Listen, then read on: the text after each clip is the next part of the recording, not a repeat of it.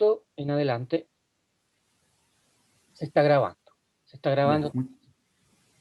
Ya, yo voy a silenciar. Ya, muchas gracias por la invitación a hacer esta clase. Una sola pregunta antes de partir, Marcelo. ¿El chat, tú estás atento ahí o reviso yo el chat? Porque a Sí, mí no, lo estoy mirando, así que no te preocupes. ¿Sí? Sí, de Ya, repente, espérate, déjame ver. Es que no veo bien el chat yo. Ah, sí, sí lo veo, pero déjame ver, mostrar el chat. En general, aquí los alumnos, hay varios alumnos que son preguntones. Así que ellos te van a preguntar, normalmente te preguntan directamente al aula, ya, al audio Claudio. del aula. Ya, que bueno, porque yo no me complico con ver el chat y ver la pantalla a la vez. Bueno, bienvenidos a todos, buenos días. Muchas gracias por haber venido a estas horas de la mañana, ya en la última semana de enero. El objetivo de la clase de hoy, como les decía Marcelo, es conversar sobre el metabolismo de compuestos nitrogenados. Vamos a dividir la clase en dos. La primera parte nos vamos a concentrar en los aminoácidos y luego en los nucleótidos.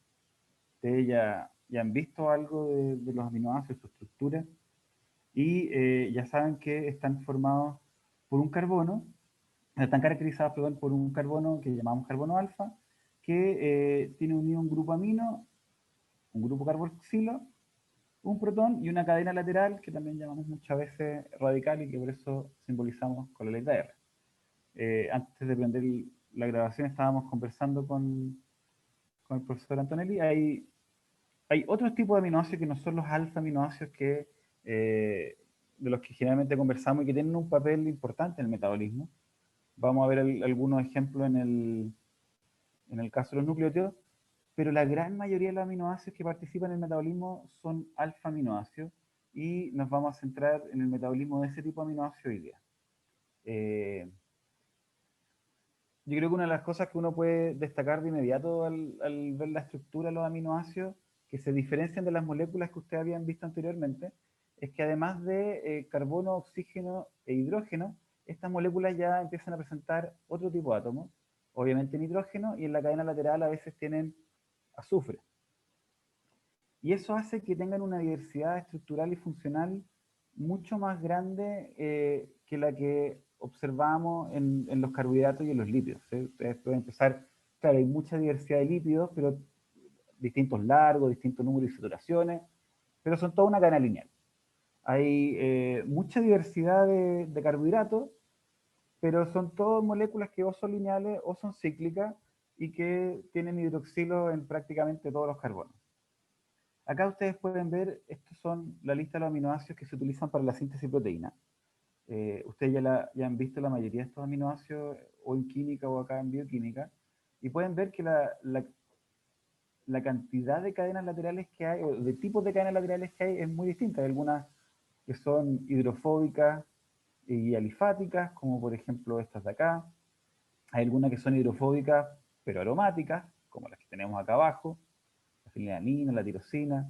Tenemos otras que son polares, sin carga, por ejemplo, estas que tienen hidroxilo, como la serina o la treonina. Otras que son polares sin carga, pero que tienen un sulfidrilo. ¿Cierto? Ustedes saben, la cisteína, deben haber visto en su clase de estructura de proteína, que puede formar estos, cuando se oxida con otra cisteína, puede formar unos enlaces azufre-azufre que son bien interesantes y cumplen un papel bien importante a veces en la estructura de proteína. Tenemos cadenas que tienen grupos amida, entonces pueden formar puentes de hidrógeno aquí de la amina y del ceto, que son de distintos tipos, ¿cierto? Aceptor de hidrógeno y dador de hidrógeno, que tiene una importancia súper grande en el reconocimiento de sustratos. Y tenemos algunos que son con cadenas cargadas, como la arginina, la lisina, que tienen amina, que son cargas positivas, o el aspartato y el glutamato, que tienen grupos carboxilos. Entonces eso le da una diversidad de funciones muy grande. Vamos a ver a lo largo de esta clase otros aminoácidos que tienen cadenas laterales que son aún más grandes que estas de acá, que no participan en la síntesis de proteínas, pero que cumplen otros papeles en la fisiología. Y entonces, como cumplen todos estos papeles, el cuerpo humano tiene que mantener una disponibilidad suficiente de aminoácidos de forma constante. Eso es lo que llamamos la homeostasis de los aminoácidos. Y esa homeostasis depende de la capacidad del cuerpo de aumentar la concentración cuando está muy baja, y eso lo hace de tres formas, ¿sí? Podemos decir, una de las principales es digerir la proteína en la dieta.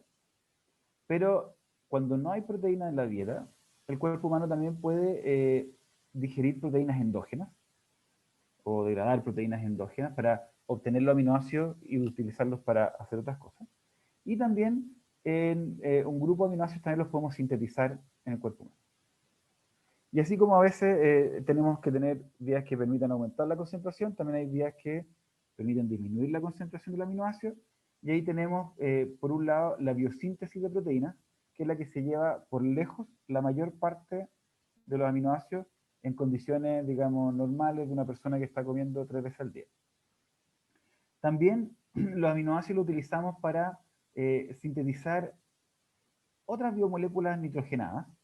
Sí, aquí vamos a destacar a los nucleótidos que vamos a ver más adelante, pero también otras moléculas importantes como el grupo hemo, que es importante en la transferencia de gases en la sangre o en catálisis de reacciones redox. También una serie de hormonas, neurotransmisores, mensajeros secundarios, que son todas moléculas derivadas de aminoácidos. Y por último, los aminoácidos se pueden degradar. Y eso puede ocurrir cuando hay un exceso descontrolado, digamos, o bien, y esto es muy importante, para obtener energía o precursores para la síntesis de otras moléculas, ¿cierto? Para la gluconeogénesis y la síntesis de cuerpos cetónicos. Y en ambos casos, como estas moléculas, ustedes saben, no tienen nitrógeno, el nitrógeno se elimina un poco como amonio y mayoritariamente como urea. ¿Sí? Entonces, en, en la clase de hoy día lo que nos vamos a dedicar a conversar, a discutir es fundamentalmente cómo el cuerpo hace todas estas cosas. Que en el fondo es lo que nos permite mantener esta homeostasis y la concentración de los aminoácidos. Vamos a centrar conceptualmente en la mantención de la homeostasis y los aminoácidos, pero obviamente es súper importante todo lo que tiene que ver con cada una de estas funciones por sí solas, ¿cierto? La síntesis de moléculas es relevante también por las biomoléculas que se producen, no solamente porque mantiene la concentración de los aminoácidos. Pero ese va a ser como el hilo conductor. Antes de entrar a eso, nosotros en la primera diapositiva acá habíamos clasificado los aminoácidos según sus características químicas. Esto es probablemente lo que ustedes ya vieron en química, quizás algo conversaron también en las clases de estructura aminoácido y proteína de este curso. Pero los aminoácidos también se pueden sintetizar de otra forma. Y una de esas es si es que somos capaces de sintetizarlos o no. Entonces, los aminoácidos que nosotros podemos sintetizar son lo que llamamos los aminoácidos no esenciales. ¿Sí? Básicamente, un adulto sano o un adulto sano puede sintetizarlo. Son todos estos 11 aminoácidos, de los que son relevantes para la síntesis proteína.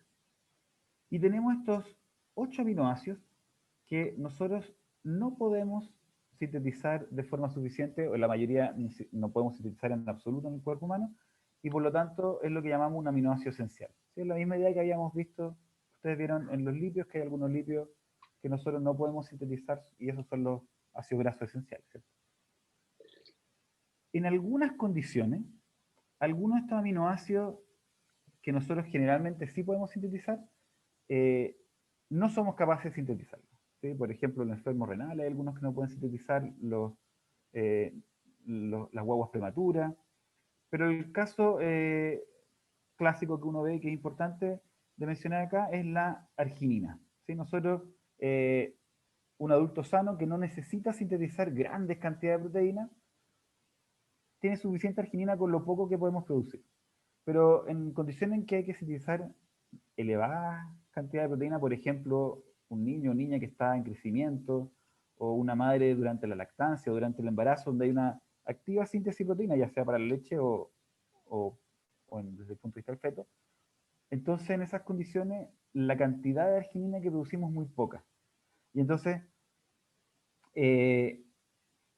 esto significa que necesitamos obtener la arginina de la dieta en esas condiciones. Y entonces, la arginina pasa a ser esencial en esas condiciones. Eso es lo que nosotros llamamos un aminoácido esencial condicional. Sí, vamos a ver más adelante el caso de la tirosina también. Pero esa es la idea. Entonces, a partir de esta idea de que hay algunos aminoácidos que podemos sintetizar y otros que no podemos sintetizar, nacen dos conceptos que nos ayudan eh, a pensar si un alimento tiene los aminoácidos que necesitamos o no. Y estos conceptos son los de valor biológico y aminoácido limitante. El concepto de valor biológico hace referencia a si el alimento posee los aminoácidos que nosotros necesitamos, en la proporción que nosotros necesitamos. ¿Sí? Ahí, cuando decimos posee los aminoácidos, no solamente que el aminoácido esté en el alimento, sino también que sea digestible, ¿cierto? Por ejemplo, hay algunas semillas que tienen aminoácidos de forma abundante en la cáscara, pero que nosotros no somos capaces de digerir la cáscara. Entonces, no podemos obtener los aminoácidos de esa cáscara. Entonces, de ese modo, un alimento que tiene el valor biológico de 100 es que están todos los aminoácidos que nosotros necesitamos y que estos pueden ser absorbidos en su totalidad. Mientras que un alimento que tenga un valor biológico de 0 puede tener muchos aminoácidos, pero si hay un aminoácido esencial que esté completamente ausente de ese alimento, entonces nosotros no vamos a ser capaces de sintetizar nuestras proteínas, porque todas o muchas de nuestras proteínas presentan algunos aminoácidos esenciales. Y entonces ahí decimos que el valor biológico del alimento es 0.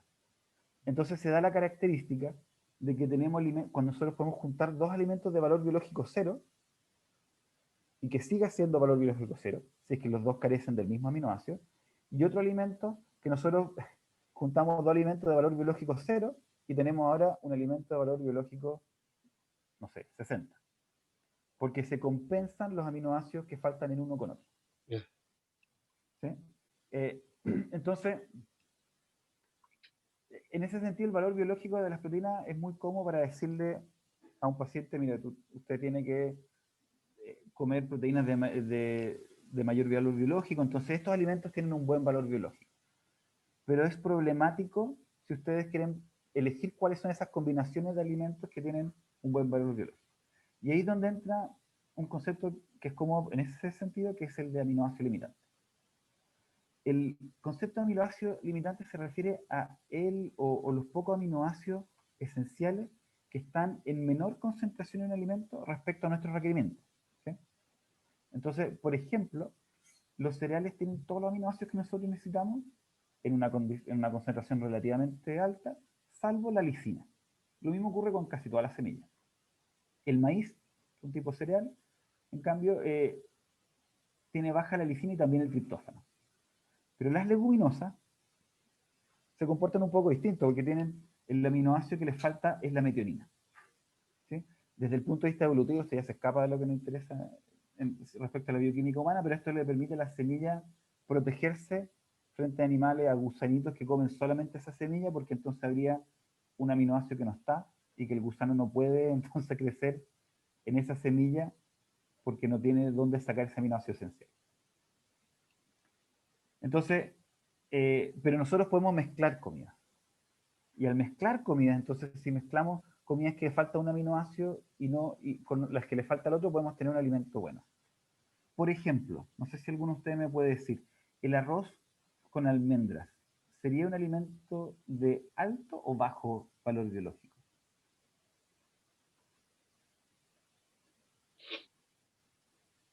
¿Qué piensan ustedes? No importa si se equivocan, no.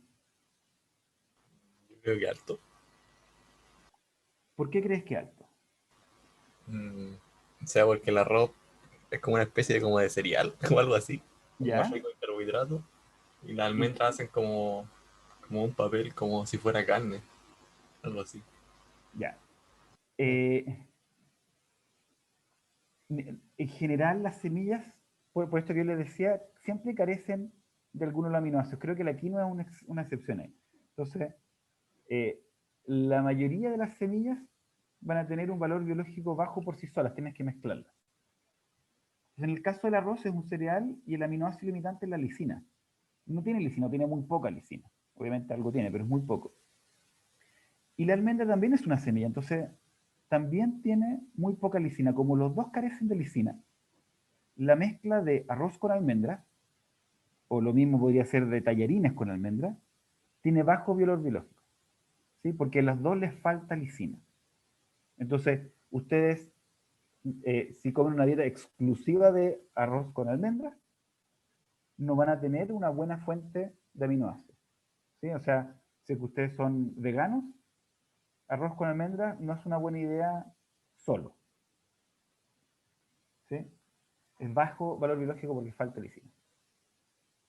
No sé si alguien puede decirme qué cree que ocurre con los porotos con riendas, por ejemplo.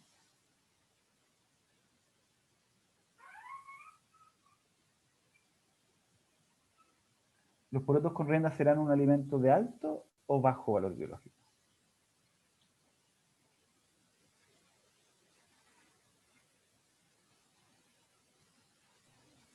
Ahí podría ser más alto, ¿no? ¿Ya? ¿Por qué Que sería más? se complementarían los porotos que son legumbres con... ¿Qué, qué serían los fideos? Los fideos son de trigo. El trigo es un cereal. Cereal. Claro. Mm. Claro, súper bien. Los porotos con rienda, el poroto, como tú decías, una leguminosa, una legumbre, le falta metionina. Las riendas son tallarines que son de harina de trigo, les falta la lisina, entonces se compensan. Entonces eso tiene un alto valor biológico. Y el arroz con lentejas sería lo mismo, ¿cierto? El arroz también es un cereal, la lenteja sería una leguminosa, entonces es un alimento de alto valor biológico. En general, las comidas tradicionales tienden a ser de alto valor biológico, ¿sí? Porque los pueblos que desarrollan esas comidas son pueblos que sobrevivieron porque en el alimento tenían una buena combinación de alimentos, si no, no podrían haber sobrevivido, ¿sí? Entonces, en general, ustedes pueden, si ustedes les suena la comida como conocida, es porque es de un alto valor biológico. Eh, bueno, otro concepto importante, antes de que entremos de lleno a cómo mantenemos el balance nitrogenado, es, perdón, la homeostasis de los aminoácidos, es el de balance nitrogenado, ¿sí? Se refiere a la diferencia entre la cantidad de nitrógeno que nosotros consumimos con la cantidad de nitrógeno que excretamos. Y cuando hablamos de excretamos, hablamos de lo que va en las heces, que puede ser, por ejemplo, descamación de nuestro epitelio intestinal, lo que sale en la orina, que es donde se va la mayor parte del nitrógeno, el pelo, las uñas, la piel que se descama, la respiración, todo eso lleva algo de nitrógeno, algunas cosas más, otras cosas menos. Entonces, la pregunta es, cuando ustedes comen almuerzo, ven una cantidad de nitrógeno, ¿lo que pierden de nitrógeno es más o es menos que lo que venía en su alimento? Cuando hablamos de equilibrio nitrogenado, estamos hablando en que lo que se va es igual que lo que uno come, ¿sí? ¿Alguno de ustedes puede pensar alguna condición donde estemos en equilibrio nitrogenado?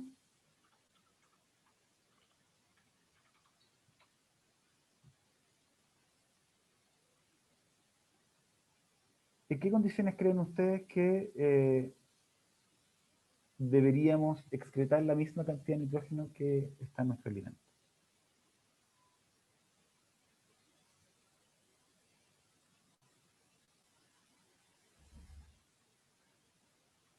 Por ejemplo, ustedes deberían aumentar la cantidad de nitrógeno que hay en su cuerpo en una vida normal, digamos.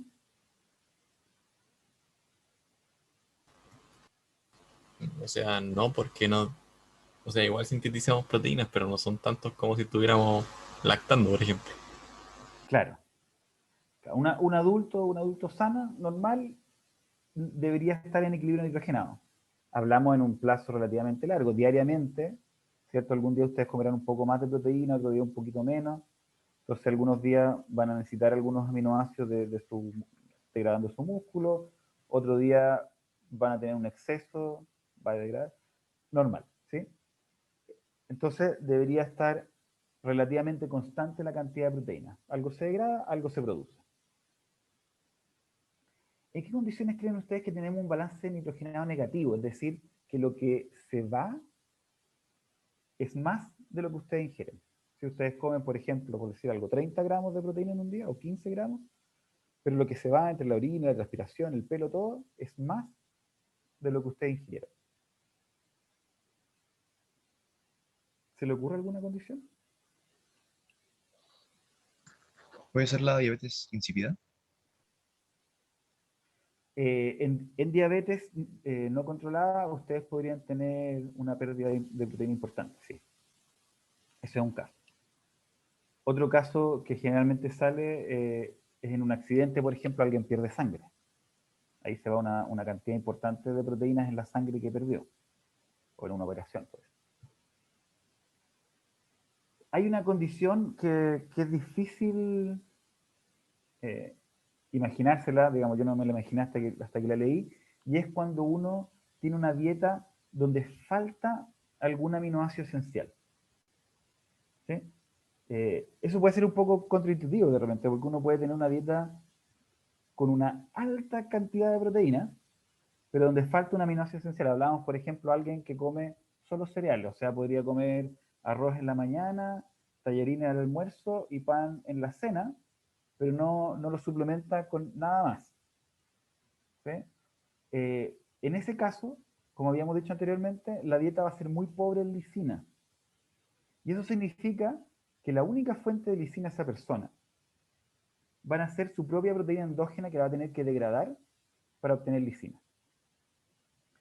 El resto de los aminoácidos no va a ser suficiente, no va a estar en la proporción necesaria para construir nueva proteína. Porque la proteína de los seres humanos tiene una proporción más o menos constante de lisina. Entonces ustedes comieron, ustedes comen demasiado poca lisina.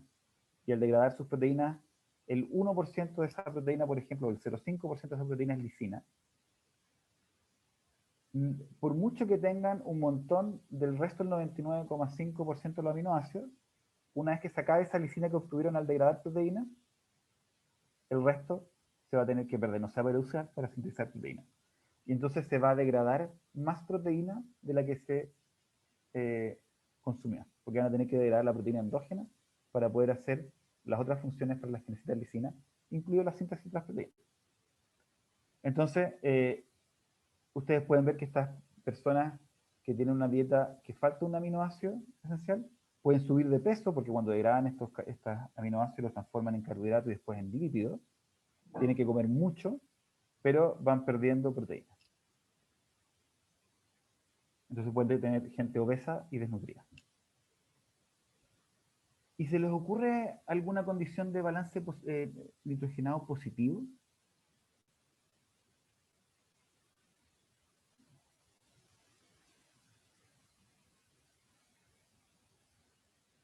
¿Alguna condición en la que debería aumentar la cantidad de nitrógeno en un cuerpo humano? En el fondo que de lo que se alimentan, la cantidad de nitrógeno que retienen en el cuerpo es más que la cantidad que se pierde en la orina. Comen 10, pero en la orina se van 2.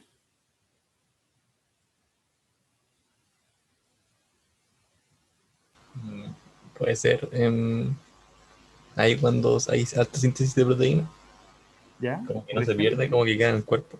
Sí, súper bien. ¿Se te ocurre alguna condición en que ocurra eso? Ahí las madres que están en lactancia, por ejemplo, ¿no? Sí, por ejemplo, una madre en lactancia, un niño, una niña en crecimiento, una deportista que está aumentando su masa muscular. En todas esas condiciones debería aumentar la cantidad de proteína. ¿Sí? Entonces, ahora sí entremos a discutir cómo vamos a mantener esta homeostasis constante de los aminoácidos. Habíamos dicho la biosíntesis de aminoácidos, la degradación de proteínas endógenas, degradación de proteínas de la dieta y su utilización en una serie de condiciones. Vamos a empezar por la parte azul de este esquema, ¿cierto? ¿Cómo aumentamos la concentración de aminoácidos? Y la primera forma, y de donde viene todo el nitrógeno que vamos a tener adentro del cuerpo, es la digestión y absorción de los aminoácidos que están en las proteínas, ¿cierto? Ustedes saben, la proteína viene en el alimento, entra por la boca, baja por el tracto digestivo, y a lo largo del tracto digestivo las proteínas se exponen a una hidrólisis, ¿sí? que es la ruptura de este enlace peptídico que ustedes vieron en la clase estructura proteína, para romperla, ¿cierto? Utilizando una molécula de agua. Ahora, esto ocurre catalizado por una serie de enzimas que nosotros llamamos enzimas proteolíticas o peptidasas. Existen dos tipos de enzimas proteolíticas o peptidasas. Unas que son las endopeptidasas, que cortan los enlaces peptídicos que están al interior de la cadena polipeptídica. Y otras que son las exopeptidasas, que son las que lo cortan desde afuera, hidrolizan los enlaces peptídicos de alguno de los dos extremos. Entonces, las endopeptidasas cortan acá en el centro y las aminopeptidasas cortan desde el extremo amino de un polipéptido, mientras que las carboxipeptidasas cortan desde el otro lado, desde el carboxi terminal. Van cortando por hidrólisis estos estos enlaces peptídicos. Ya, veamos entonces cómo ocurre en la fisiología. El alimento llega al estómago y eso estimula a la mucosa gástrica que produce gastrina, lo que por un lado estimula las células principales para producir pepsinógenos, pero por otro estimula la producción de ácido clorhídrico por las células parietales. La disminución en el pH hace un cambio estructural en el pepsinógeno que hace que empiece a activar su catálisis, se corta a sí mismo para formar la pepsina, y eso la activa, formando entonces esta enzima que es capaz de cortar a otras proteínas. ¿Sí? Ahora, no corta en cualquier lado, sino que corta hacia el lado carboxílico de un aminoácido hidrofóbico, fundamentalmente los aminoácidos aromáticos, triptofina, fenilalanina y tirosina. Tiene esa especificidad, no cortan en cualquier lado. Luego, estos péptidos relativamente grandes, porque son cortados en los sitios donde hay aminoácidos aromáticos fundamentalmente, entran en el intestino delgado junto al resto del alimento. Eso estimula la secreción de secretina en la sangre por la disminución del pH y eso estimula la secreción de bicarbonato en el páncreas, lo que hace que el pH intestinal aumente. Y por otro lado, también estimula la secreción de colecistoquinina, que hace que el páncreas secrete una serie de proteasas, perdón, de proenzimas, el tripsinógeno, el quimotripsinógeno y la procarboxipeptidasa A y B. El intestino también secreta heteropeptidasa, que es una proteasa, que va a cortarle un péptido al tripsinógeno formando tripsina, ¿sí? Le corta desde el lado amino terminal los seis primeros aminoácidos, generando este péptido que es un poco más corto. Y eso genera entonces, transforma al tripsinógeno en tripsina, que ya es la enzima activa que puede empezar a cortar otro aminoácido. Y este corta aminoácidos que en el lado carboxílico, perdón, en el lado amino, tengan arginina o lisina, es decir, aminoácidos de carácter básico. Y entonces, una vez que ocurre eso, la tripsina puede cortar también a sí misma al tripsinógeno y también al quimotripsinógeno y la procarboxipeptidasa A y B, lo que los activa formando tripsina, quimotripsina y carboxipeptidasa A y B. Y eso entonces genera proteasas que cortan con distintas especificidades. Y en el fondo podemos ir reduciendo estos péptidos largos a péptidos cada vez más chicos y aminoácidos libres, que después son incorporados en las células intestinales, ¿cierto? En el enterocito, mediante transportadores específicos para estos aminoácidos y también para algunos oligopéptidos más chiquitos. Hay otras peptidasas que están en la membrana del enterocito y que son capaces de cortar estos oligopéptidos. Y así van entrando entonces aminoácidos libres, di o tripéptidos, que son péptidos de 2 o 3 aminoácidos que pueden ser degradados dentro del enterocito y luego salen a la circulación sanguínea.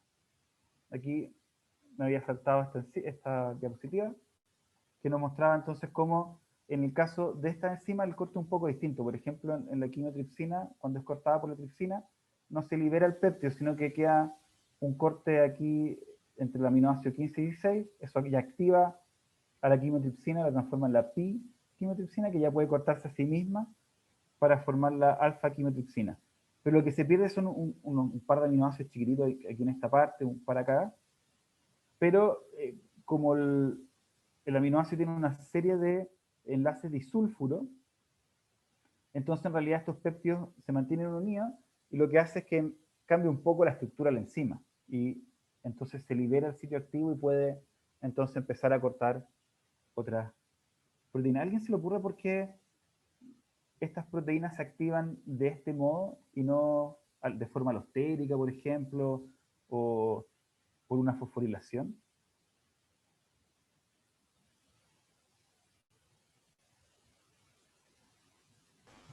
Puede ser como por el modo de amplificación que tiene. Que o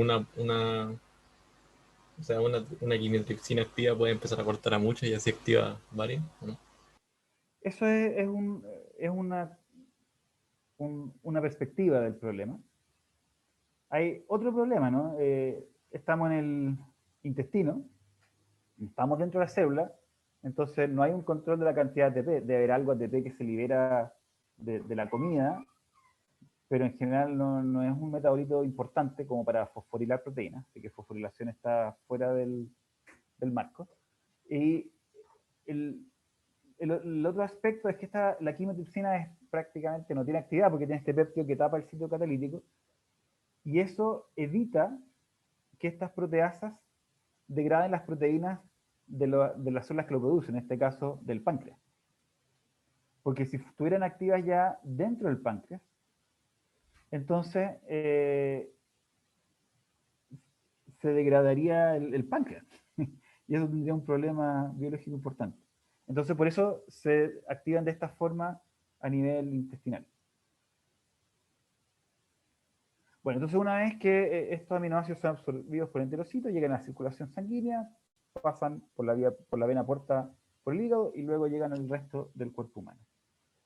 Algunos de esos se utilizan en la síntesis de proteínas y hay un grupo que sobra. Pero como yo les decía, nosotros en nuestra dieta no siempre tiene todos los aminoácidos que nosotros necesitamos. Entonces sería súper interesante poder guardar lo que sobre para poder mezclarlo con aminoácidos de algo que comamos mañana, por ejemplo. ¿Cómo creen ustedes que se podría almacenar los aminoácidos que sobran de la dieta? Ustedes saben, por ejemplo, los carbohidratos que sobran se guardan en el glicógeno, los ácidos grasos se guardan en los triglicéridos, los adipocitos. ¿Qué pasa con los aminoácidos que sobran?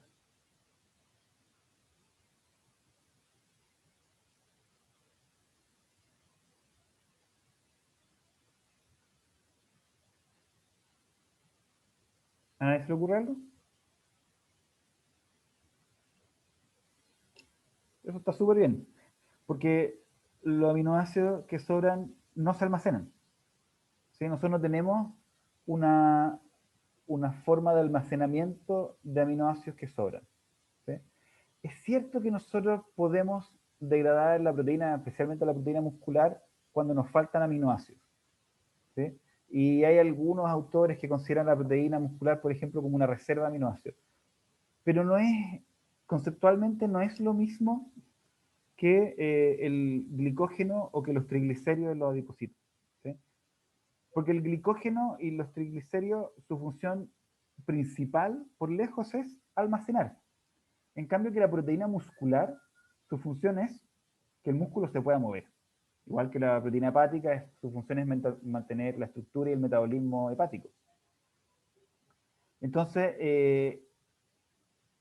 en ese sentido no hay un depósito de aminoácidos funcional, ¿sí? Independiente de que nosotros podamos degradar proteínas para obtener aminoácidos, esa no es la función de esas proteínas. Entonces, si la concentración de aminoácidos excede los requerimientos del cuerpo humano, fundamentalmente dijimos la mayoría para la síntesis de proteínas, pero también para la síntesis de todas estas otras moléculas que habíamos mencionado, entonces este exceso se degrada. Y se puede degradar para generar carbohidrato y cuerpo cetónico, más amonio, u oxidativamente para generar CO2, agua y amonio. Y como habíamos mencionado, el amonio se transforma en urea. Entonces, ¿en qué condiciones aumenta esta degradación? Primero, si la dieta es rica en proteínas, ¿cierto? Porque entonces excede los requerimientos para la síntesis proteica y entonces aumenta la degradación de esos aminoácidos. En segundo lugar, como había mencionado algunos de sus compañeros, en la diabetes mellitus y en el ayuno. ¿Sí? Porque en ambas condiciones se degradan para proporcionar energía y fundamentalmente también para, o muy importante también, para generar precursores gluconogénicos, ¿cierto? Los principales precursores gluconogénicos son aminoácidos, la alanina y la glutamina. Y por último, como habíamos mencionado anteriormente, si faltan aminoácidos esenciales a la dieta, habíamos dicho para obtener estos aminoácidos esenciales que no podemos sintetizar a partir de las proteínas endógenas. Y ahora supongamos que tenemos un adulto sano con un balance nitrogenado cero, ¿cierto?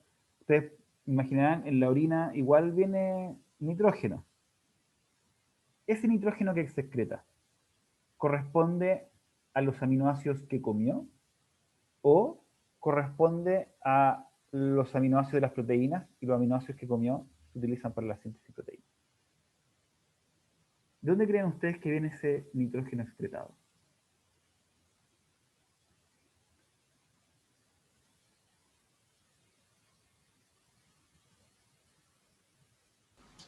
Puede ser como de las proteínas como ya utilizadas. Puede ser, ¿sí? Si volvemos a mirar esta imagen que habíamos visto antes, tenemos que la fuente de aminoácidos puede ser la biosíntesis, la degradación de proteína en la dieta, y también la degradación de proteína endógena. Y después esos aminoácidos se utilizan para una serie de funciones, pero dijimos fundamentalmente para la biosíntesis de proteínas. Entonces tenemos una especie de ciclo que se genera, porque la proteína endógena se degrada para formar aminoácidos, que se usa para biosintetizar proteínas, que se usa para degradar las proteínas endógenas y generar aminoácidos, que se vuelve a usar para la biosíntesis de proteínas y se genera este ciclo donde las proteínas están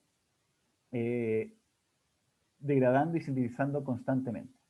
Y esto es muy importante desde el punto de vista de la biología celular. Quizás ustedes ya lo vieron en biología celular, pero esto permite, por un lado, generar una especie de control de calidad de las proteínas, ¿sí? Porque las proteínas se pueden ir echando a perder, pueden perder su estructura, se pueden oxidar, pueden sufrir modificaciones de otro tipo. Por ejemplo, la sangre es relativamente común, no tan común, pero ocurre que el azúcar puede modificar de forma no específica algunos aminoácidos, las lisinas, por ejemplo, en las proteínas de la sangre. Son cosas que se miden para ver, por ejemplo, las concentraciones de glucosa históricas en los diabéticos. Entonces, esta proteína se tiene que estar degradando constantemente para evitar la pérdida de función.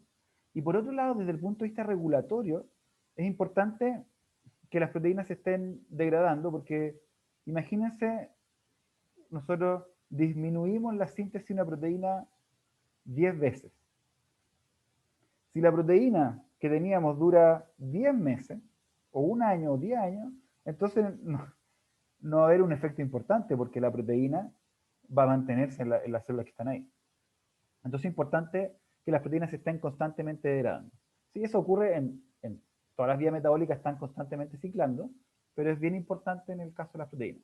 Y ustedes pueden ver acá, hice esta colección de lo que llamamos la vida media de algunas proteínas. La vida media es el tiempo que se demora en degradarse la mitad de la proteína que uno tiene. Por ejemplo, uno puede marcar las proteínas que ya están en una célula, por ejemplo con radioactividad, y ver cuánto tiempo se demora en degradarse lo que ya estaba, ¿sí? Independiente de que constantemente se pueda estar sintetizando más. Entonces, si uno sacara las fotos sin haber marcado, se vería siempre la misma cantidad de proteína. Y uno puede ver que algunas enzimas, por ejemplo la ornitina descarboxilasa, que es una enzima que participa en la síntesis poliamina, dura un poquito más de 10 minutos, 11 minutos. 11 minutos y se degrada la mitad. La lipasa lipoproteica dura como 1 hora. La glucosa 6-fosfato deshidrogenasa, estas dos son enzimas que ustedes ya vieron, dura como 15 horas. La sintasa de ácido graso duran unos 3 días. La lactato deshidrogenasa 16. Y la hemoglobina y el colágeno ya eran mucho más, 120 y 310. 310 son 10 meses. Entonces, hay una gran variedad de tiempos de duración. Si ustedes se fijan con detalle, pueden ver que estas enzimas que son reguladas duran del rango de minutos a horas. Y eso es importante porque, como les decía, si duraran mucho, no se podrían regular a nivel genético. ¿cierto? Ustedes no podrían aumentar la síntesis, o sea, perdón, disminuir la síntesis de la ornitina descarboxilasa si durara 300 días, no tendría ningún efecto sobre la síntesis poliamina. Efecto, digamos, a plazos cortos. En cambio, otras enzimas que no son reguladas, pero son parte de la vía metabólica, duran días, ¿cierto? Entonces, por eso nosotros si quisiéramos aumentar completamente, perdón, disminuir la capacidad de una persona de sintetizar ácido graso, tendríamos que esperar por lo menos 3 días para bajarla a la mitad. Por mucho que disminuyéramos, que apagáramos completamente la producción de la enzima, la que hay en 3 días recién había disminuido a la mitad. Por eso es que la regulación genética no es tan rápida. Y otras proteínas que tienen funciones no catalíticas, o especialmente las funciones estructurales, ya duran meses. ¿Cierto? Tenemos el caso extremo acá del colágeno, que dura 300 días. Pero están todas constantemente siendo degradadas y producidas, porque de todas formas necesitan estos controles de calidad que yo les mencioné. Entonces, ya que hablamos un poco de cómo se pueden obtener de la dieta, la película general de cómo se degrada la proteína endógena, centrémonos ahora un poco, ya esto ya es más metabolismo de intermediario, cómo se sintetiza los aminoácidos. Y lo primero que hay que decir acá es que todos los aminoácidos que podemos sintetizar, los sintetizamos a partir de intermediarios del eje catabólico central. ¿Sí? Ustedes pueden ver en esta figura, la serina se sintetiza a partir del 3-fosfoglicerato, a partir de la glicólisis, y a partir de la serina se puede producir glicina.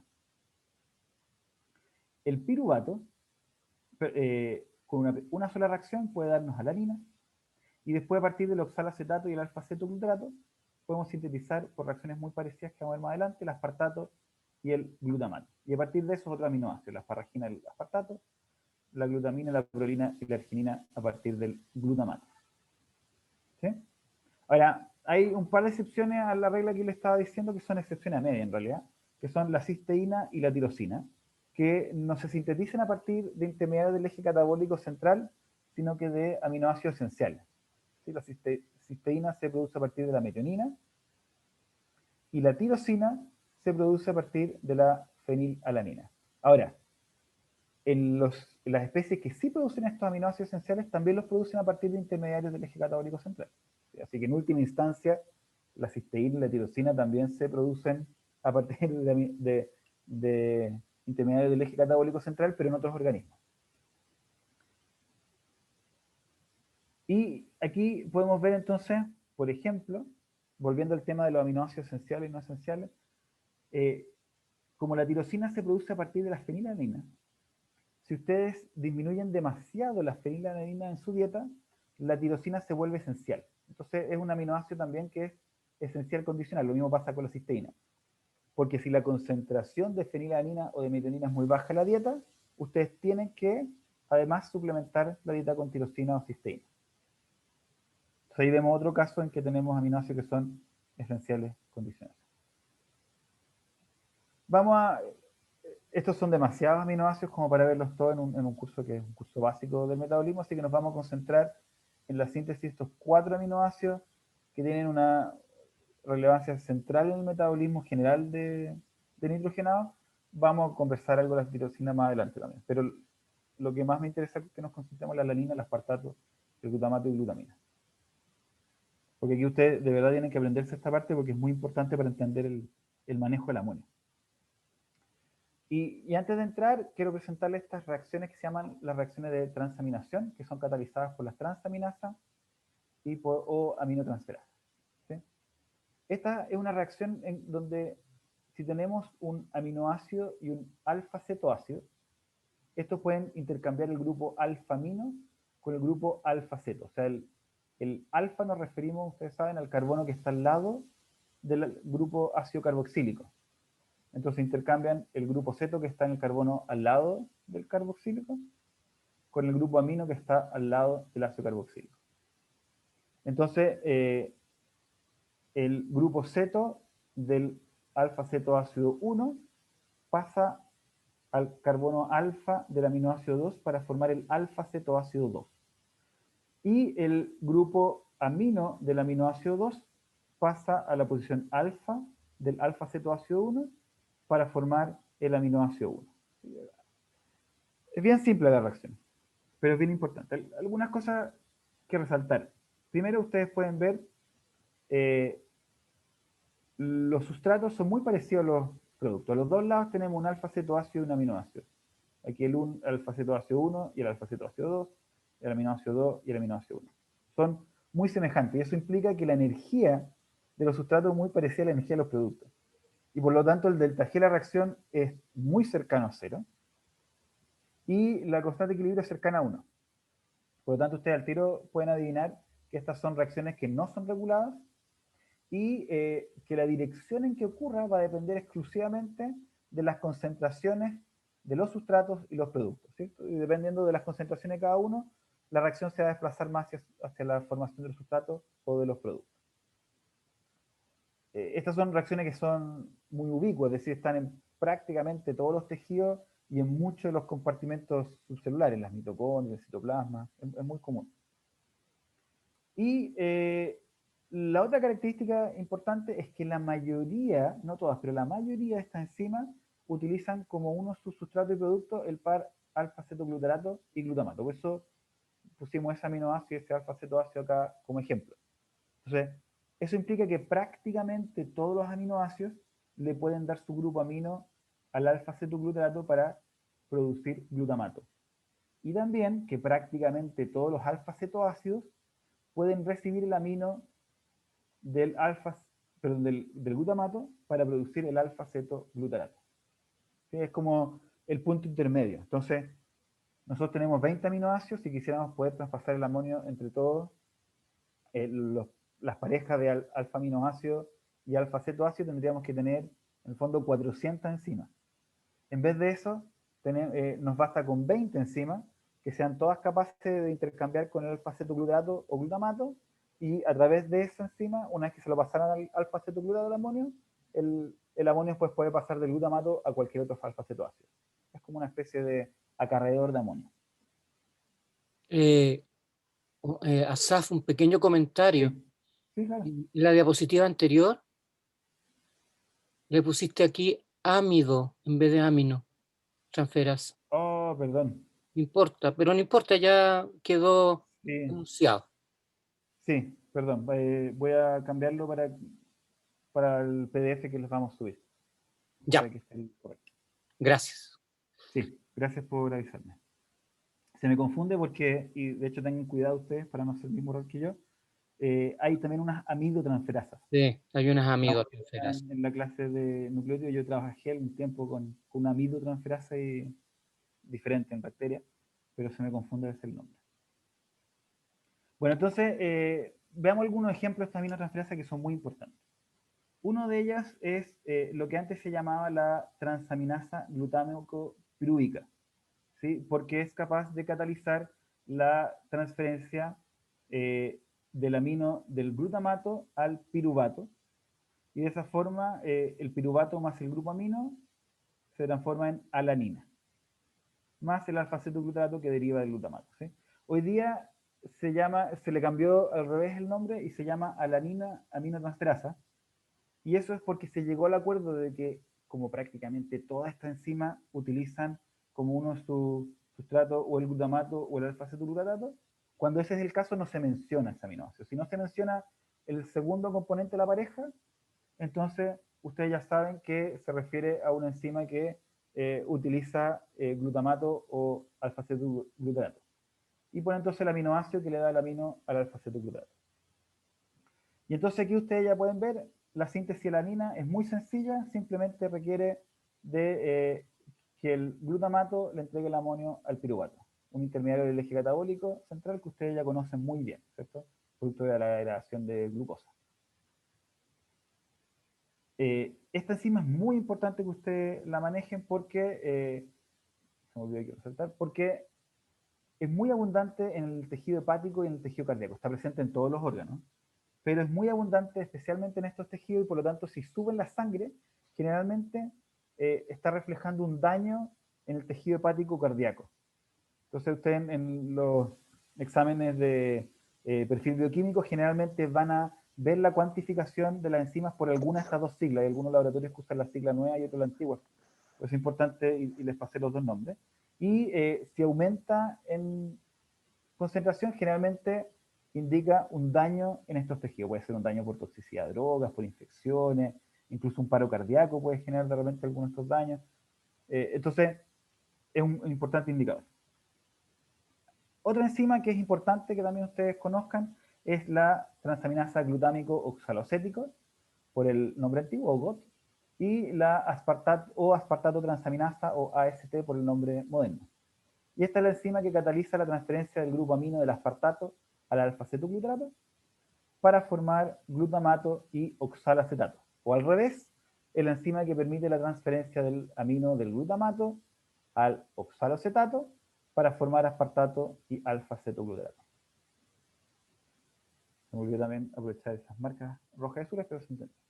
Y esta también es muy abundante en el tejido hepático cardíaco, así que también permite estudiar el daño en estos tejidos, pero tiende a aparecer antes que la alanina transaminasa o glutámico pirúvica. Y por lo tanto también les permite a ustedes tener una idea de la temporalidad de cuándo ocurrió el daño. Y por eso es importante que la manejen también por los dos nombres, porque desgraciadamente todavía se utilizan los dos de repente en los laboratorios clínicos. Entonces, con eso ya vimos cómo se sintetizan tres aminoácidos, el glutamato, la alanina y el aspartato.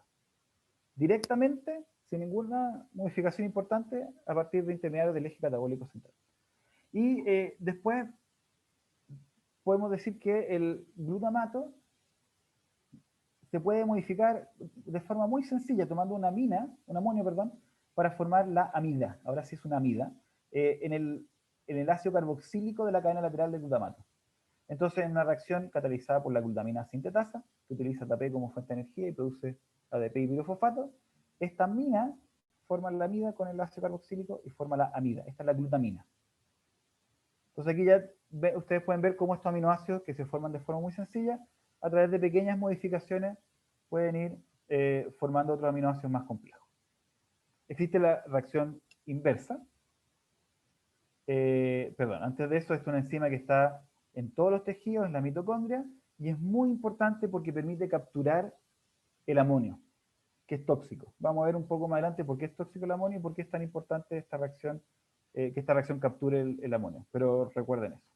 Existe una reacción inversa, podríamos decir, no es directamente inversa porque no utiliza ATP, sino que utiliza agua, donde se hidroliza esta amida de acá para formar el glutamato de nuevo y el amonio en forma libre. Y esta es una enzima mitocondrial, pero que está fundamentalmente en hígado y riñón. Y entonces permite liberar amonio en el hígado y el riñón. ¿Sí? Y aquí les adelanto de inmediato, eso permite que el hígado tome ese amonio y haga urea, que se elimina por la orina de forma no tóxica, y en el riñón permite que lo elimine directamente en la orina. Y eso es importante también para el balance de pH, porque si elimina amonio se lleva un protón. En cambio que si lleva urea no se lleva más protones. En resumen, tenemos estas tres reacciones de transaminación que son capaces de sintetizar con una sola reacción tres aminoácidos, el glutamato, el aspartato y la alanina, a partir del alfa-cetoglutarato, el oxalacetato y el piruvato. ¿Sí? Aminoácidos de 3, 4 y 5 carbonos. Y después estos aminoácidos se pueden modificar, por ejemplo el glutamato, simplemente por la adición de un amonio, se puede transformar en glutamina, y la glutamina puede tener la reacción inversa para formar glutamato en una hidrólisis. ¿Sí? Son bien importantes todas estas reacciones, así que por favor intenten recordarlas. Entonces ya discutimos lo que ocurre, que tenemos este ciclo, ¿cierto?, de la degradación y biosíntesis de proteínas. Vimos cómo se puede aumentar la biosíntesis, pero la concentración de aminoácidos mediante la biosíntesis, degradación de aminoácidos, perdón, de proteínas endógenas o de proteínas de la dieta. Así que ahora nos vamos a centrar en las reacciones que disminuyen la concentración del aminoácido. Ustedes ya vieron biosíntesis de proteínas en su curso de biología celular, así que nos vamos a saltar esa parte. Ahora vamos a mencionar muy brevemente un ejemplo del uso de los aminoácidos para la síntesis de otros compuestos de relevancia biológica, como el hemo, los neurotransmisores, algunas hormonas. Vamos a tener después una clase de nucleótidos, así que no vamos a ver nada de eso ahora. Pero muy brevemente, porque si no nos desviaríamos mucho. para un curso de bioquímica básica. Vamos a tomar el ejemplo de la fenilalanina. Yo le había dicho que la fenilalanina es precursor para la síntesis de tirosina, y aquí en esta imagen ustedes pueden ver es una reacción muy simple, es una oxidación simplemente del carbono que está en la posición para del anillo bencénico. Y se forma una especie como de fenol, ¿cierto? Que es la tirosina. Y la tirosina puede sufrir una serie de modificaciones muy sencillas. Por ejemplo, se puede volver a oxidar en esta posición de acá, que es meta, ¿cierto? Y al formar entonces la 3,4 dihidroxifenilalanina, forma esto que ustedes conocen como dopa. Ya es una catecolamina que es un neurotransmisor, por ejemplo. Y esto se puede descarboxilar. Una reacción también muy sencilla donde se pierde este ácido carboxílico y se forma la dopamina, que también deben haber escuchado en su curso de fisiología probablemente. Esto se puede volver a oxidar, pero ahora en este metilo que está fuera del anillo aromático, acá, para agregar este hidroxilo, y se forma la norepinefrina o noradrenalina, que ustedes deben haber escuchado nombrar un montón de veces en este curso, también en fisiología. Y después se puede metilar esa amina y se forma la epinefrina o adrenalina. Entonces ustedes pueden ver acá con un par de modificaciones muy pequeñas, se pueden ir formando estas hormonas y neurotransmisores, y también ustedes pueden ver cómo son muy similares la estructura de ellas, y por eso también es que a veces tienen reacciones cruzadas en los mismos receptores, ¿cierto? La norepinefrina y la epinefrina tienen una estructura prácticamente igual, salvo por este metilo que está unido aquí a esta amina.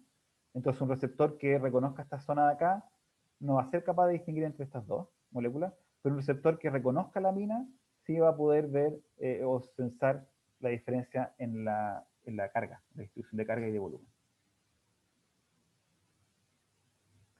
Y entremos entonces ahora sí en una parte que es muy importante de esta clase, que es el catabolismo de los aminoácidos.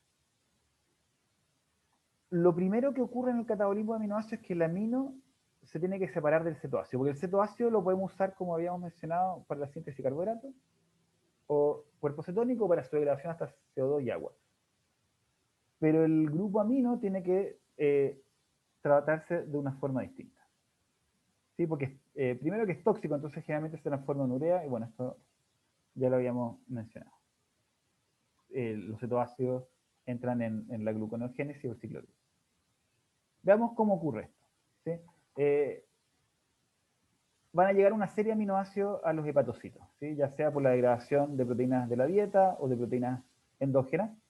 Y estos aminoácidos, una vez que llegan al citoplasma del hepatocito, van a transaminar con el alfa-cetoglutarato para transferir ese amino del aminoácido al alfa-cetoglutarato, formando glutamato y el alfa-cetoácido correspondiente. Esto pueden llegar a estos aminoácidos de cualquier tejido. Ahí están los aminos que le había mencionado. Pero del músculo va a llegar especialmente a la anina, que como el resto de los aminoácidos, también va a transaminar con alfa-cetoglutarato para formar piruvato y transferirle el amonio al alfa-cetoglutarato, formando glutamato. Veamos por qué llega tanto a la anina desde el músculo. Ocurre una cosa que es lo que llamamos el ciclo de la alanina.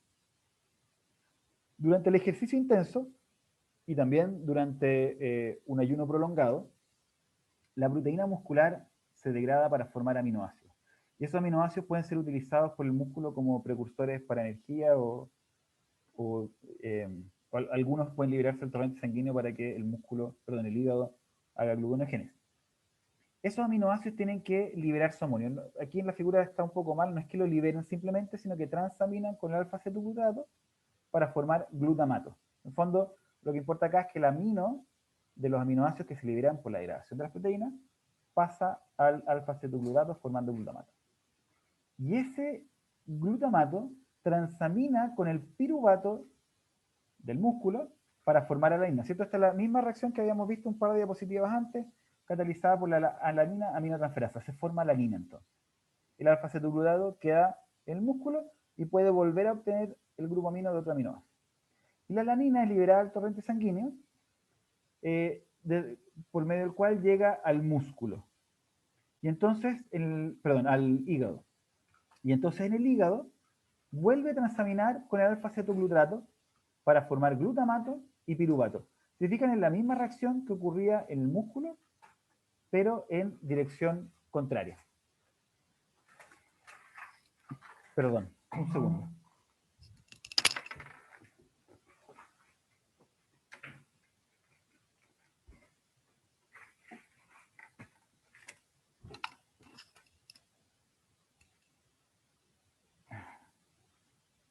Disculpen, que en un cachorro que había agarrado algunas cosas.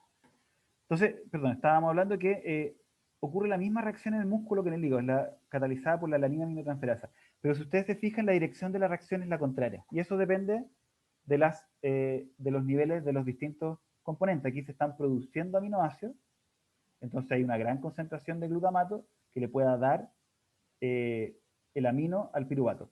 En cambio que en el hígado, ese glutamato libera su amonio para que se sintetice urea y disminuye la concentración de glutamato y por lo tanto hay alfa-cetoglutato disponible. Y por simple leche anterior se desplaza la reacción hacia la producción de piruvato y glutamato. El piruvato utilizado en la gluconeogénesis para formar glucosa, que a través del torrente sanguíneo llega al músculo para formar nuevo piruvato y se forma este ciclo. Entonces, el músculo le envía alanina al hígado, le envía precursores de la gluconeogénesis y de la ureagénesis, mientras que el hígado le envía glucosa, cuando le envía energía el músculo el hígado al músculo y el músculo le envía amonio al hígado. Entonces así llega la alanina. Del resto de los organismos llega glutamina. ¿Sí? Esta glutamina es sintetizada en el resto de los órganos por la glutamina sintetasa que ya habíamos visto. Entonces, mientras el músculo manda el amonio, a través de la alanina, el resto de los órganos, y el músculo también, le envían el nitrógeno en forma de glutamina. Ustedes ya vimos recién esa reacción un par de diapositivas antes. Y entonces entra la glutamina a la mitocondria y es sustrato de la glutaminasa, que también habíamos mencionado, que libera el amonio en la mitocondria y glutamato. El glutamato que estaba en el citoplasma también entra a la mitocondria y dentro de la mitocondria el glutamato puede ser sustrato de un par de reacciones, pero aquí la que quiero destacar es la desaminación oxidativa, que es catalizada por la glutamato deshidrogenasa, que cataliza, como mencioné, la desaminación del glutamato. Es una reacción oxidativa que usa en general NAD oxidado o NAD fosfato oxidado. Y forma entonces el alfa-cetoglutarato y el amonio. Y adicionalmente forma NADH o NADPH. ¿Sí? Como pueden ver en esta diapositiva, la reacción es catalizada cuando hay un bajo potencial de fosforilación, caracterizado por el ADP, y es inhibida cuando hay un alto potencial de fosforilación, caracterizado por el GTP. ¿Sí? Es distinto aquí que otras reacciones, otras enzimas que han visto donde es ATP y ADP. Estos son GTP y ADP. Esto es importante porque esta enzima controla el flujo de degradación de los aminoácidos. Una vez que el glutamato pasó por esta reacción y se liberó el amonio en el hígado o en el riñón, ese amonio ya no puede ser recapturado, ya no va a ser recapturado para la síntesis de nuevos aminoácidos. Entonces, una vez que la célula tomó la decisión de eliminar el amonio, es porque el alfa-cetoácido ya va a pasar a degradarse, ya ese amonio no va a entrar a sintetizar nuevos aminoácidos. Nosotros no somos capaces de fijar nitrógeno, ¿cierto? El nitrógeno atmosférico no lo podemos usar. Entonces, una vez que la célula decidió esto, perdió el amonio. Es como el punto de decisión. Y por eso está controlado por el nivel energético. Si nos falta energía, entonces degrademos aminoácidos para obtener energía. Pero si nos sobra energía, es mejor evitar el uso de aminoácidos y utilizar otros precursores energéticos, la glucosa, los ácidos grasos. Bueno, en el hígado entonces el amonio entra en el ciclo de urea, que es exclusivo del hígado, como habíamos mencionado, y en el riñón, también ya lo habíamos mencionado, se excreta directamente en la orina. Pero lo importante ahora en esta diapositiva es que se libera amonio también desde el glutamato mediante esta reacción catalizada por la glutamato deshidrogenasa y se forma el alfa-cetoglutarato que puede salir hacia el citoplasma. Se forma una especie de ciclo. Sale el alfa-cetoglutarato, captura amonio por transaminación, forma glutamato que entra en la mitocondria, libera el amonio, sale. En el fondo el glutamato está transportando el amonio del citoplasma a la mitocondria.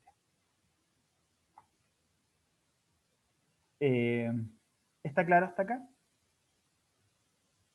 ¿No hay ninguna duda? Yo sé que son varias reacciones que se van acoplando. ¿No hay duda? Ya, seguimos entonces. Aquí se me olvidó mencionar, también puede llegar amonio directamente, ¿sí? Y eso es especialmente importante desde el intestino, porque la microbiota intestinal degrada proteínas igual que nosotros, perdón, degrada aminoácidos igual que nosotros para utilizarlas como fuente de energía o precursores para la síntesis de carbohidratos o ácidos grasos o cuerpos cetónicos. Y entonces libera mucho amonio. Un porcentaje importante del amonio que le llega al hígado viene también directamente del intestino. Bueno, entonces en resumen dijimos, llega glutamina de prácticamente todos los órganos y llega distintos aminoácidos a la mina desde el músculo y otros aminoácidos por la degradación de proteína endógena.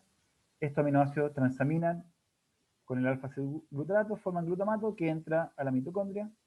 Glutamina es sustrato de la glutaminasa, forma glutamato y amonio. Y el glutamato es sustrato de la glutamato deshidrogenasa para formar amonio y alfa-cetoglutarato. Adicionalmente, el glutamato también es sustrato del aspartato aminotransferasa que habíamos mencionado anteriormente y transamina con el oxaloacetato para transferirle el amino y formar aspartato. Entonces queda amonio en el aspartato y amonio libre. El amonio en el aspartato puede reaccionar con bicarbonato, ATP y forma entonces lo que llamamos el carbamoil fosfato. Esta es una reacción catalizada por la carbamoil fosfato sintetasa 1, que es una enzima importante que recuerda. Y entonces se forma 2 ADP, uno de los fosfatos queda en la molécula y el otro queda libre. Entonces pueden ver aquí la amina y el grupo Z. Y este reacciona con la ornitina para formar citrulina. Y entonces entran en un ciclo. La citrulina puede salir de la mitocondria para formar citrulina AMP. Este reacciona con el aspartato para formar el arginino succinato. Se libera el aspartato. Perdón. Entonces dijimos, sale la citrulina, reacciona con AMP para formar un intermediario activado, el citrulina AMP. El aspartato se intercambia con el AMP para formar el arginino succinato. Y eso forma entonces después de sustrato una hidrólisis que libera toda la cadena hidrocarbonada del aspartato, formando fumarato, y la arginina, que es todo el resto. Y ustedes pueden ver aquí entonces el nitrógeno del aspartato, que está marcado en verde, y el nitrógeno del amonio, que está marcado en celeste, cómo va viajando en la molécula, ¿cierto? Y terminamos con esta molécula arginina, que tiene un carbono unido con las dos aminas. Y en esta reacción se libera todo ese grupo, formando la urea, que tiene el grupo ceto y 2 amonios. Y la ornitina que vuelve a entrar en el ciclo urea. Aquí ustedes pueden ver la ornitina, como mencionaba antes Marcelo, es un aminoácido, tiene el grupo amino aquí en la posición alfa, el grupo ceto. El arginino succinato también es un aminoácido. El citrulina AMP y la citrulina también son aminoácidos, pero son todos aminoácidos que no se utilizan en la síntesis proteína. El único intermediario del ciclo urea que se utiliza en la síntesis de proteínas es la arginina. Asaf, ¿te puedo hacer una consulta? Sí. En la diapositiva anterior, ¿Anterior a esta? siempre a mí me ha llamado la atención esta arginina que se forma. Esta arginina completa el ciclo. ¿No se puede drenar del ciclo de la urea? ¿Qué has leído? Sí, ¿Qué has visto de eso tú? sí, yo no lo he mirado con mucho detalle, pero sí se puede drenar. Porque hay vías anapleróticas para Ya. el ciclo urea también. Porque la arginina hasta cierto punto pudiera llegar a ser en ciertas condiciones limitante también, pues, ¿no es cierto? Puede Sí. ser un aminoácido no, o sea, puede ser un aminoácido esencial, pero si nosotros estamos degradando todo el tiempo. Por eso hay vías anapleróticas Ya, para el ciclo. Sí. ya, gracias.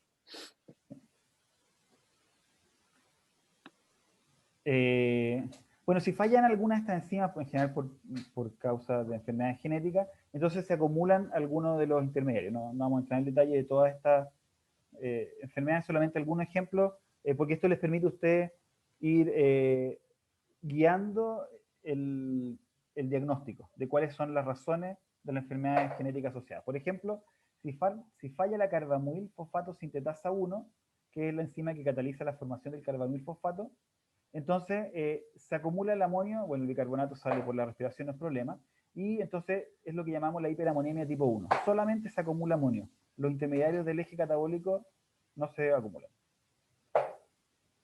En cambio, si falla la segunda enzima aquí, la ornitina transcarbamilasa, que es la que está formando la citrulina a partir del carbamoil fosfato y la ornitina, aquí está invertido el ciclo, de como lo mostramos en la diapositiva anterior, ocurre la hiperamoniemia tipo 2. O sea, se acumula amonio, pero también se acumula el carbamoil fosfato.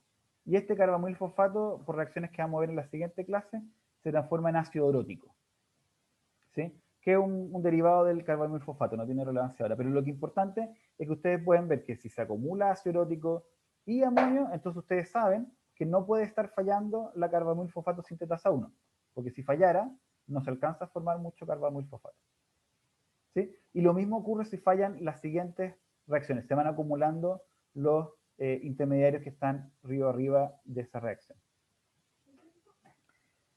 Entonces, algunos de estos intermediarios problemas que se acumulen y bueno, el manejo del amonio es muy importante y por lo tanto la reacción, el ciclo tiene que ser controlado. Y se controla de dos formas. De forma alostérica se regula la enzima marcapaso de la vía, que es la carbamoil fosfato sintetasa 1. ¿Sí? Se regula por el N-acetilglutamato. En la siguiente diapositiva lo vamos a ver con más detalle.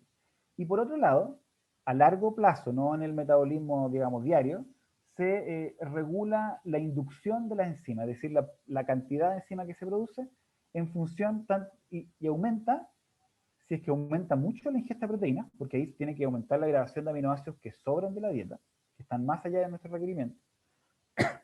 Y también en el caso contrario, cuando la ingesta es muy baja durante el ayuno, porque entonces la proteína endógena tiene que empezar a degradarse de forma muy importante como precursor gluconeogénico. Perdón, un segundo.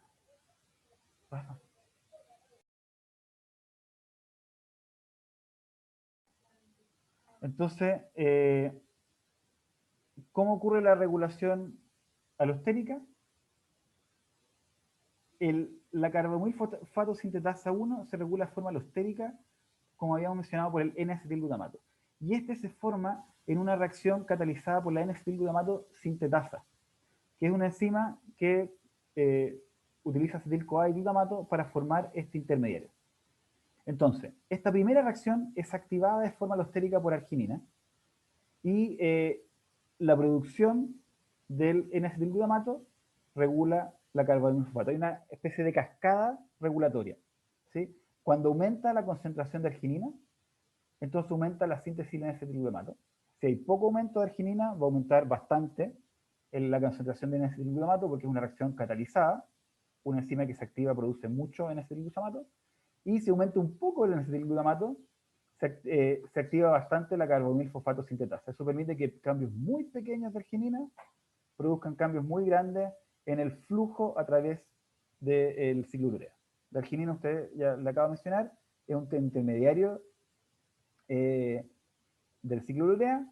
También se utiliza para la síntesis de proteína y para otras reacciones, como mencionaba el profesor Marcelo Antonelli. Entonces es muy importante este metabolito porque permite indicarle a la vía cómo está el flujo a través de ella respecto a la disponibilidad de amonio y respecto al uso de sus distintos intermediarios. Entonces, en resumen, un amonio, un bicarbonato, 2 moléculas de agua, 3 de ATP y un aspartato nos permiten formar una molécula de urea, 2 de ADP, 1 MP, 2 fosfato inorgánico, 2 pirofosfatos que se degradan a 2 fosfatos inorgánicos más y un fumarato. Y se produce esta molécula que tiene 2 nitrógenos. ¿De dónde viene el bicarbonato de esta reacción? ¿Alguien sabe de dónde viene? ¿Qué reacciones nos producen bicarbonato en el cuerpo humano?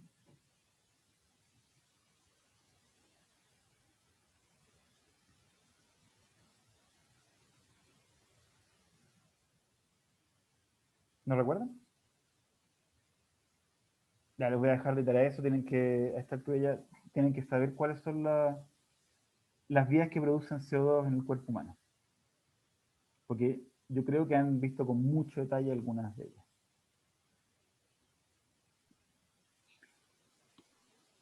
Última mención respecto al ciclo de urea ahora, está bastante interconectado con el ciclo de Krebs,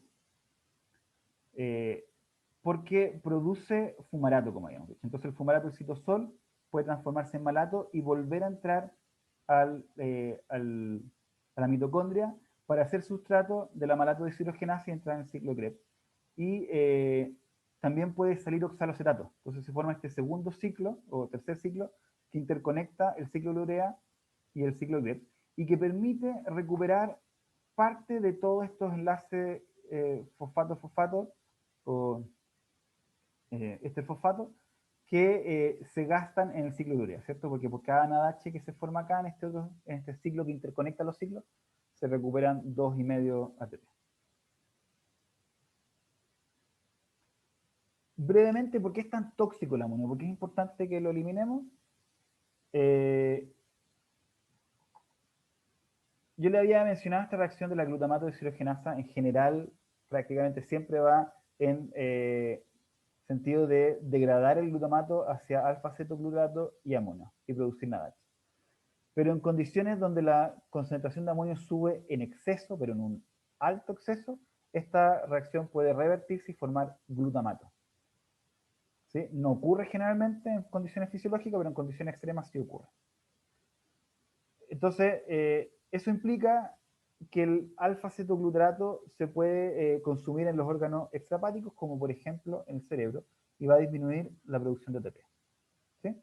¿Por qué disminuye la producción de ATP si disminuye el alfa-cetoglutarato?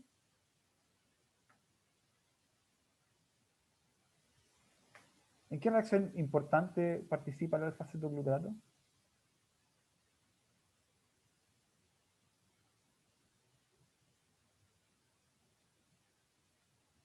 ¿No se acuerdan?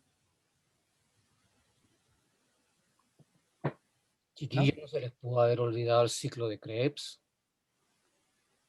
Sí. El alfa-cetoglutarato es uno de los intermediarios que nosotros remarcamos mucho el ciclo de Krebs porque permite interconectar muchas vías, ¿cierto? Es un precursor también gluconeogénico y dijimos que es también un precursor del glutamato. Veamos qué ocurre entonces.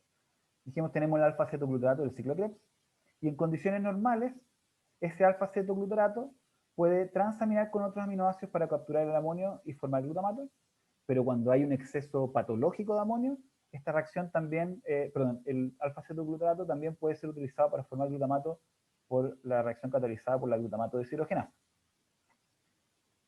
Independiente de la cantidad de amonio, el glutamato siempre puede capturar más amonio mediante la reacción catalizada por la glutamina sintetasa, y la glutamina que se forma viaja a través del torrente sanguíneo hacia el riñón y el hígado. Esa glutamina, en el hígado dijimos va a ser sustrato de la glutaminasa, formando glutamato y amonio, y el glutamato va a ser sustrato de la glutamato deshidrogenasa para formar alfa-cetoglutarato y amonio, o también puede transaminar para formar aspartato y alfa-cetoglutarato. El amonio en el hígado se va a utilizar para formar urea, como vimos recién, y en el riñón se va a excretar directamente la orina. Y el alfa-cetoglutarato se va a utilizar como precursor gluconeogénico para la síntesis de glucosa, que a través del torrente sanguíneo va a viajar hacia el cerebro. ¿Sí? Formando entonces un ciclo que va a permitir volver a formar mediante las vías anapleróticas alfa-cetoglutarato. ¿Sí? Y restituir entonces el alfa-cetoglutarato de modo que el cerebro pueda seguir sintetizando ATP. El problema es que cuando hay falla hepática, entonces el hígado no puede producir glucosa o no puede producir suficiente glucosa, dependiendo del porcentaje que haya fallado, por ejemplo, una hepatitis. Y entonces el riñón no es capaz de producir suficiente glucosa para mantener el metabolismo de todo el cuerpo. Sí, produce glucosa, pero no es suficiente. Y entonces el cerebro deja de tener el precursor que es tan relevante para restituir los intermediarios del ciclo Krebs. Y entonces se van acabando los intermediarios del ciclo Krebs y no tenemos entonces intermediarios que puedan capturar amonio. Y se acumula aún más amonio, lo que implica que un porcentaje aún mayor del alfa-acetoglutamate se va a transformar en glutamato, luego en glutamina. Y entonces empieza a acumularse el amonio. Y el problema de esto es que al no haber ATP, obviamente ningún órgano puede funcionar sin ATP, pero lo primero que se nota son los efectos neurológicos, porque las neuronas necesitan gastar mucho ATP para mantener el potencial de membrana, también para la exocitosis de los neurotransmisores, y eso entonces se nota muy rápido. Además, hay otros efectos que son importantes también, por ejemplo, como el glutamato se captura en glutamina, perdemos el glutamato como neurotransmisor. Y también el glutamato es precursor de otros neurotransmisores como el GABA. Entonces también perdemos estos otros neurotransmisores. Entonces, no tenemos ATP, no tenemos neurotransmisores, y una de las primeras cosas que se observan en los pacientes con falla hepática, que empiezan a tener la encefalopatía hepática, es falla en el sistema nervioso central. Bueno, ya conversamos entonces cómo maneja el cuerpo el amonio que obtenemos de la agregación de los aminoácidos. Veamos brevemente qué pasa con la cadena hidrocarbonada, ¿sí? Aquí cada cadena hidrocarbonada es un mundo distinto, ¿sí? Porque son 20 aminoácidos y cada uno necesita una vía separada. Algunas comparten algunas reacciones. No vamos a entrar a ver cada uno de los ejemplos porque sería demasiado detalle, pero sí las líneas generales. Y aquí lo más importante es que tenemos algunos aminoácidos que cuando se degradan, el esqueleto del aminoácido puede ser utilizado como precursor gluconeogénico. Por ejemplo, sintetizan alfa-acetoglutarato, succinil-CoA, fumarato, oxalacetato. Hay otros que pueden ser utilizados exclusivamente como precursores cetogénicos. Entonces pueden ser utilizados para síntesis de acetoacetato y beta-hidroxibutirato. Acá este es el caso exclusivamente de la leucina y la lisina. Y después tenemos un grupo bastante grande de lo que llamamos los aminoácidos mixtos, ¿sí? Que pueden ser utilizados, que una parte de la cadena hidrocarbonada produce un precursor gluconeogénico y la otra parte produce un precursor cetogénico. Entonces producen las dos cosas. ¿Sí? Aquí tenemos lo que ocurre con cada uno de los aminoácidos. Les había resaltado yo la leucina y la lisina, que son los únicos dos que solamente pueden ser utilizados como precursores de cuerpo cetónico.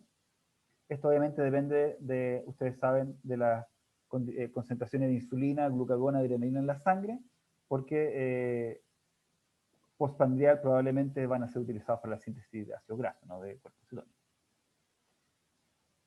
Pero en condiciones de ayuno serían utilizados para la síntesis de cuerpo cetónico. El resto de los aminoácidos, si bien muchos pueden ser utilizados para la síntesis de cuerpo cetónico, son todos buenos precursores gluconeogénicos. Y por eso los aminoácidos y la degradación de proteínas es tan importante para producir precursores gluconeogénicos durante el ayuno. ¿Sí? Todos van a ver, ustedes pueden darse después el trabajo de ver cada uno, si es que son gluconeogénicos, y van a ver que todos tienen, salvo la leucina y la lisina, alguna de las reacciones permite formar un precursor gluconeogénico. Entonces vimos tres clasificaciones de los aminoácidos hoy día, desde el punto de vista estructural y químico, desde el punto de vista de si los producimos o no los producimos, si son esenciales o no esenciales, y desde el punto de vista si son buenos precursores gluconeogénicos o no, que no tiene nada que ver con si son esenciales o no. Nosotros podemos usar aminoácidos esenciales como por ejemplo la fenilalanina acá. Hoy hemos hablado también de la lisina, la mencionamos harto, la metionina, también dan precursores gluconeogénicos. Me perdí la lisina ahora. Ahí está la lisina. La lisina no es gluconeogénica, es la única que no es cetogénica. ¿Sí? Un solo ejemplo de degradación de aminoácidos porque es importante clínicamente. Habíamos hablado de la fenilalanina, cómo se transformaba en tirosina y cómo de ahí podíamos utilizarla para la síntesis de catecolaminas. Pero la fenilalanina no se degrada directamente, ¿sí? Es la tirosina. Entonces ustedes tienen que transformar la fenilalanina en tirosina y de la tirosina puede transaminar con el alfa-acetoglutarato para formar glutamato, el alfa-acetoácido correspondiente a la tirosina, que es el hidroxifenilpiruvato, y eso entra en una vía de degradación para formar fumarato y acetoacetato. pero hay personas que desgraciadamente tienen una mutación en la fenilalanina hidroxilasa, que es la enzima que oxida la fenilalanina, y entonces son incapaces de oxidar la fenilalanina a tirosina. Y esta se acumula. Y al acumularse, tiene una serie de efectos negativos. Aquí vamos a destacar que pasa a ser una especie de inhibidor competitivo del transportador de aminoácidos en la barrera hematocefálica. Entonces evita que pasen el resto de los aminoácidos a través de esta barrera y genera retardo mental en infantes porque al no llegar suficientes aminoácidos, el cerebro no se puede desarrollar de forma correcta. Entonces es muy importante que se haga el ensayo en la orina de los recién nacidos para detectar los productos de degradación alternativos de la fenilalanina. ¿Sí? La fenilalanina también puede transaminar con el piruvato, pero transamina aquí con el piruvato, no con el perdón, con el alfa-cetoglutato como generalmente observamos, forma la alanina y forma el fenilpiruvato. Y este se excreta directamente a la alanina junto con productos de degradación, una descarboxilación y una reducción del fenilpiruvato. Y estos compuestos se pueden detectar en la orina. Entonces es muy importante este ensayo. Antes también a veces se detectaba con el olfato. Hoy día se recomienda obviamente hacer el ensayo clínico que tiene menor. Y bueno, solamente para que tengan una idea, la fenilalanina puede entrar en una serie de otras reacciones adicionales a las que yo le había mencionado, dependiendo de las vías. Si es que hay una falla en alguna de estas enzimas, se asocia a distintas enfermedades. Dijimos la fenilcetonuria, si falla la oxidación de la fenilalanina a tirosina, pero también el DOPA se puede utilizar como precursor para la síntesis de melanina. Entonces, si falla eso, se produce albinismo. También produce otros compuestos en el cerebro a partir de la dopamina, la neuromelamina, que está asociada al Parkinson. Y si falla la vía de degradación de la tirosina, tenemos la alcaptonuria. Una serie de enfermedades genéticas asociadas a fallas en una sola enzima de las vías. Y con eso terminamos la clase de aminoácidos. Estamos como justo en la hora. No sé si hay alguna consulta, alguna duda que haya quedado.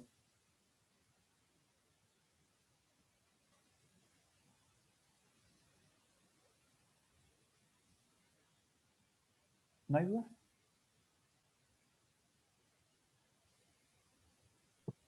Profe, ¿Sí? cuando habló de los aminoácidos que eran cetogénicos, ¿los otros eran gluconeogénicos o glucogénicos? Glucogénicos se llaman. Ah, ya, eso. Sí. Sí, yo a veces confundo Gracias. el nombre, pero es glucogénico. Son precursores glucogénicos. Pero también se pueden llamar gluconeogénicos, las dos palabras se utilizan. Sí. Bueno, en el libro en general están como glucogénicos, pero Glucogénicos, sí. igual se entiende, digamos, no es una diferencia. Pero son precursores importante. gluconeogénicos. Esos son precursores glucogénicos. Se puede llamar de las dos formas. Sí. Ya, si no hay más consultas, no sé si les parece hacer un recreo pequeño hasta las 10:10. No sé cuánto, Marcelo, ¿cuánto dan generalmente de recreo? Sí, 10, 15 minutos. Depende ¿Ya? también de tu disponibilidad. Tú manejas el tiempo.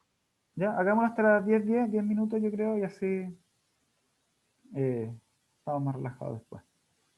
Voy a preparar la siguiente presentación y nos vemos en 10 minutos. Ya. Ya. Gracias. Ahí si tienen otras dudas podemos verlas.